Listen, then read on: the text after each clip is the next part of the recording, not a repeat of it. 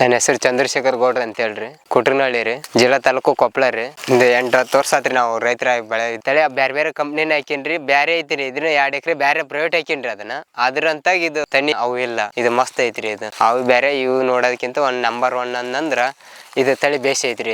ಈ ತಳಿ ಮಾತ್ರ ಇದು RR ಬಾರಿ ನಂಬರ್ 1 ಐತ್ರಿ. ಇದೆಲ್ಲ ಕಂಪ್ನಿಗಿಂತ ನಾನು ಒಂದು ಬೇರೆ ಕಂಪ್ನಿ ಹಾಕೀನಿ, ಆದ್ರೆ ಅದು ರೋಗ ಬಂದೈತಿ. ಈ ಕಂಪ್ನಿ ಮಾತ್ರ ರೋಗ ಬಂದಿಲ್ಲ.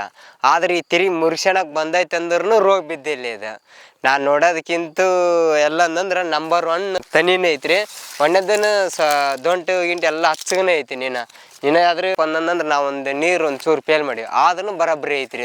ಇದು ಎಲ್ಲಕ್ಕಿಂತ ನಂಬರ್ 1 ಕಾಳನು ಕೆಂಪು ಕಲರ್ ಐತಿ. ಅವು ಎಲ್ಲ ಒಂದು ಸ್ವಲ್ಪ ಬಿಳಿ ಎಲ್ಲ ಒಂದು ಸ್ವಲ್ಪ ರೋಗ ಬಿದ್ದಿರ್ತಾವಲ್ಲ, ಆ ಟೈಪ್ ಇರ್ತೈತಿ. ಇದು ನಂಬರ್ 1 ಕಾಳು ಐತ್ರಿ. ಇದು ಬಂಗಾರ ಇದ್ದಾಗ ಬೆಳೆ ಐತ್ರಿ.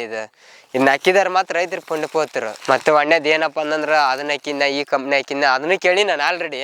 ಒಣ್ಣೆದ್ದು ಅದನ್ನ ಹಾಕಿದ್ರೂ ಎಲ್ಲರೂ ಕೇಳ್ಯಾರ ಇದು ಯಾವ ಕಂಪ್ನಿ ಏನು ಬೀಜ ಅಂತೇಳಿ. ಇದು ಬೆಳೆದಿರೋದನ್ನ ಹಂಗೆ ಬೆಳೆದೈತಿ. ಇದು ಎದಿ ಮಠ ಉದ್ದನೇ ಐತ್ರಿ. ಇದು ತನಿ ಮುರಿಯಾಕ ರೈತರಿಗೆ ಎಲ್ಲರಿಗೂ ಮುರಿಯಕ್ಕೆ ಅನುಕೂಲ ಐತಿ ನೋಡ್ರಿ. ಉದ್ದೇಶ ಇದು ಒಂದು ಉದ್ದ ರೀ 42-45 ಮಠ ಕಾಳು ಉದ್ದ ಐತ್ರಿ. ಹಿಂಗೆ ಅಗಲ 18 ಮಠ ಹಿಂಗೆ ಸಾಲ ಹಿಂಗೆ ಐತ್ರಿ. ಹಿಂಗೆ 18 ಅದಾವು. ಹಿಂಗೆ ಉದ್ದ 45 ಮಠ ಇದಾವ್ರಿ. ಕೈಯಾಗ ತನಿನ ವಜ್ಜೆ ಐತಿ. ಹೆಚ್ಚು ಕಮ್ಮಿ ಅಂದಂದು ಎಕರೆಕ 38 ಇಲ್ಲಿಂದ ಹಿಡಿದು 40 ಕ್ವಿಂಟಲ್ ಮಠ ಒಂದು ಎಕರೆಗೆ ತೆಗಿಬೋದು ನೋಡ್ರಿ ಇದನ್ನ. Harlal Seeds.